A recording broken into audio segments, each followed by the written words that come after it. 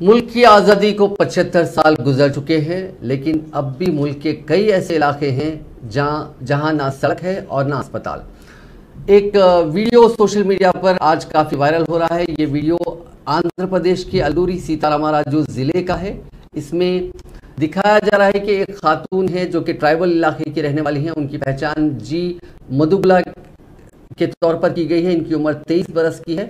ये खातून हामिला है। इन्हें डिलीवरी के लिए अस्पताल ले जाना था, क्योंकि करीब में ना ही अस्पताल है और ना ही सड़क है। इसलिए 20 किलोमीटर तक इस जंगलाती इलाके में इस खातून को डोली बनाकर ले जाया गया। ऐसे बहुत सारे वीडियोस अलग अलग खासकर ट्राइबल एरिया से आते हैं, दही इलाकों से आते हैं, जहां जो ये दावों को खोखला साबित करते हैं कि मुल्क काफी तरक्की कर चुका है।